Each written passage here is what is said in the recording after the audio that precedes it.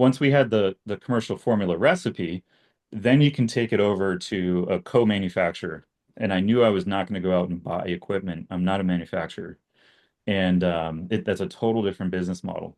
So co-manufacturers will take our recipe, take our ingredients, and then package it all together, and we just end up with the final product at the end of the day, which is fantastic for a small tolling fee. I launched it as a solo entrepreneur. So when I was bringing the samples in to Russ's bar, um, it was already conceived, it was already in the works, all that. Russ had a branding agency. It was called Ministers of Design at the same time. It was in the same building as his bar. And he was pretty much fully entrenched, like doing that in his bar. And then after trying the samples and seeing the reaction that we were getting from his customers, he was just like, you know what? I'm all in. So he decided to kind of wind down Ministers of Design and come over and really start with with like field activation and just like moving the product around. Like Russ is incredible. Like Patty had the opportunity to meet him, but he's highly engaging. This guy can talk with anyone.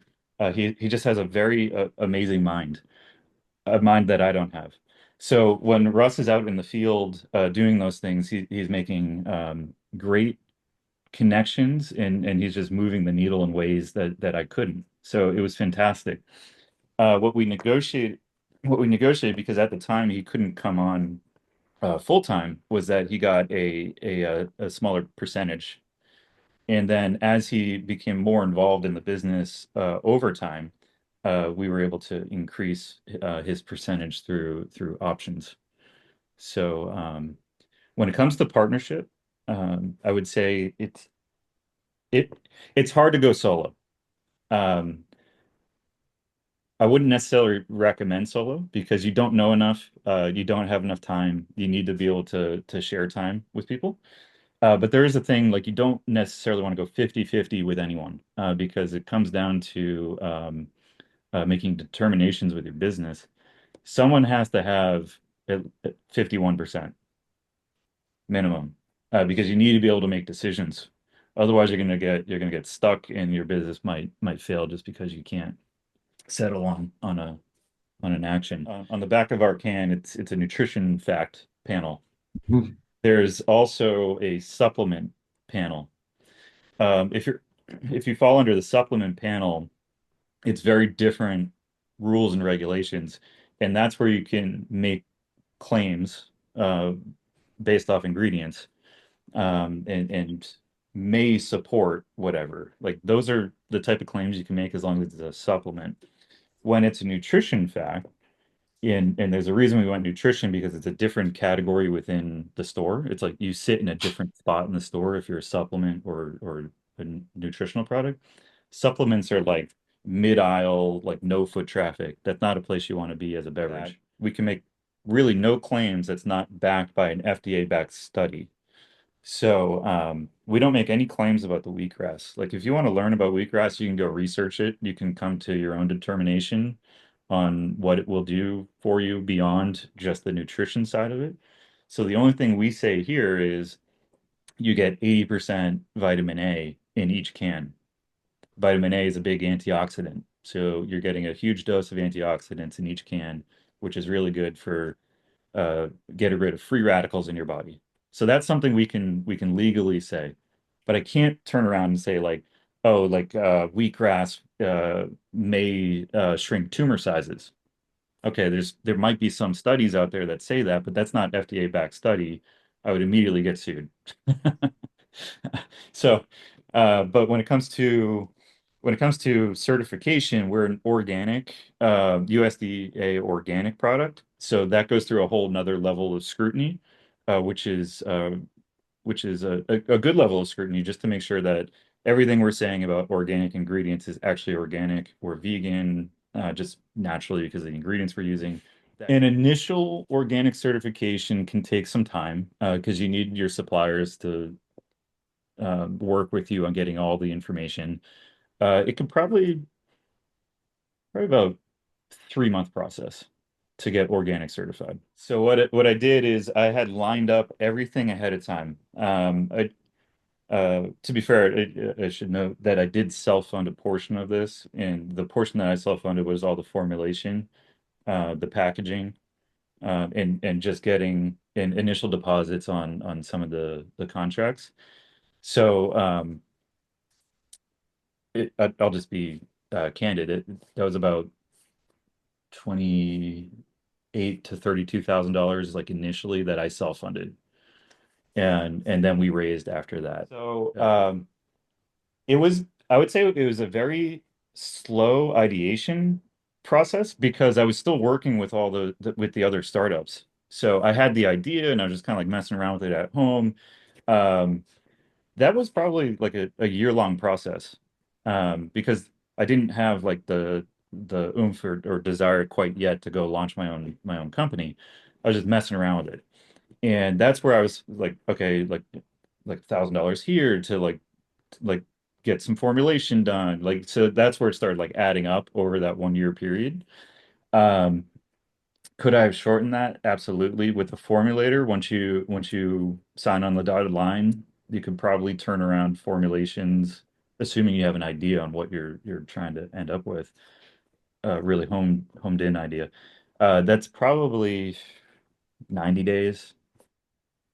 When it came to fundraising initially, that was the longest part.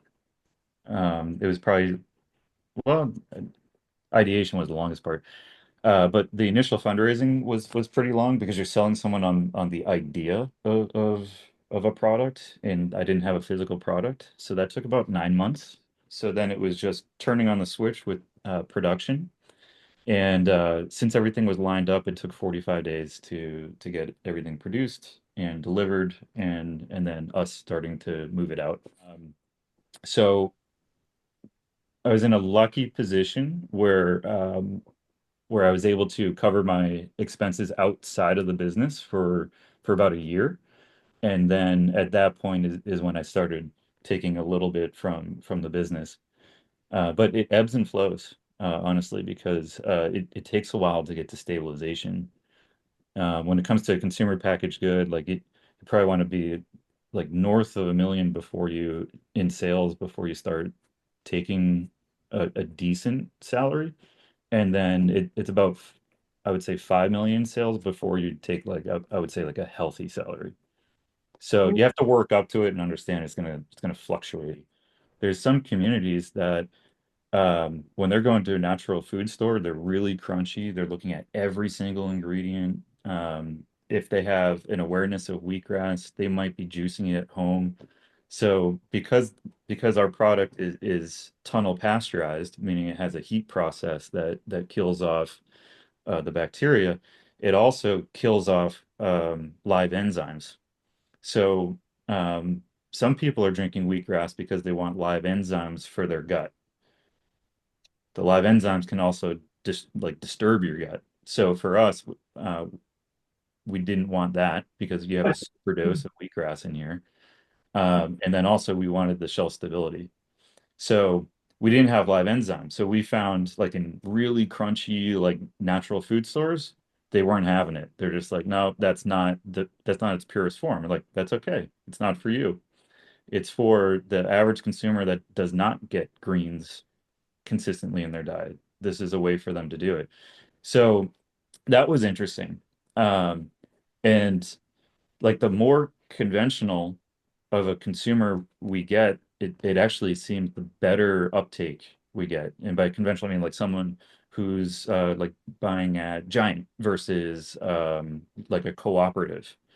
It's a different consumer, it's a different mindset, but we have a bigger uptake with a conventional consumer. There was a lot of luck, I would say, in our initial growth, in the sense that when we were delivering it within the stores, we had one of the largest distributors, natural food distributors. They're called KeHE, so KEHE, and UNFI.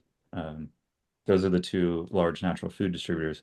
But KeHE reached out and asked if we wanted to share the brand with them, and I was like, sure. So I sent some samples, not realizing what I was actually doing. Um, I call in to this virtual call with the category manager, and she goes, "Okay, pitch." So I'm like telling her about the product and the business and how our traction's going and all that stuff, and then she goes, "Okay, I don't normally like do this, but you won." And I was like, I won what?" She's like, "You won the golden ticket." I was in a food pitch competition, and we were one of 10 brands that won most innovative product during this pitch competition. And what that did is it opened up distribution for us with a major distributor, Katie. Once we had the distribution, we were then able to pick up some bigger accounts, and that's really what started our growth trajectory. We also were splitting our time between East Coast and West Coast, which I don't advise, because we were producing in LA at the time. That's where our formulator was, and they had a production facility out there. So we started producing out there, and we started selling in Southern California. Russ had, being who he is, just met this amazing person who gave us an apartment 2 blocks up from the beach on Venice Beach, and free access. It was supposed to be for a week. It turned into a month. And then ultimately, Russ spent about a year and a half in Venice Beach, just kind of at no cost, just selling our product into all the stores there, which was kind of cool. So we were bi-coastal um, I would say, within like 6 months of launching the product. The first part, I think how they heard about us was they have feelers, like they're listening. They're seeing what's working in store, and a lot of our local stores were doing really big velocity, like selling a lot of cans per week. And I think that's how they initially heard about it because when I logged in, she was actually drinking my drink. I don't know how she got it. I didn't send it to her. It was pretty amazing. Yeah, so that opened up distribution. Then we got into UNFI as most innovative product for them as well, which was great.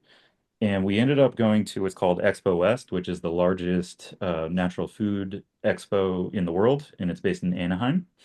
And we ended up winning an award there, this one right here, for best new beverage of the year, and that was 2 years ago. And with that award, I think it just opened up doors, which was good and bad. It was good in the sense that we were expanding rapidly. Bad in the sense that we had always been operating super lean and didn't have the ability to support a national footprint that we had. So we went really from like 300 stores to over 1,000, and that was probably in a 4 or 5 month time frame. Um, with funding, you can do that. I wouldn't advise it. Go really deep, local and regionally, prove it out, and then start expanding outside of the region versus like going national. It's just too expensive to build the awareness. No one knows what your product is, so you have to spend a lot like educating. So just keep it hyper local. Whatever you decide to do, just keep it small initially. Grow slow. Once you take outside investment from anyone, doesn't matter whether it's friends or family, um, you have to have a plan to exit, and because they need a return of capital and a return on capital. So we're looking to build the business to about 20 million in revenue and over the next 5 years. And that's a level where there's interest from venture capital or private equity or other individuals to acquire your company. Um, Less than that, it's a little challenging. More than that can actually be really limiting on who can acquire you. So anywhere between like 10 to like 20, maybe even 30, but now you're kind of pushing it. That tends to be the acquisition zone.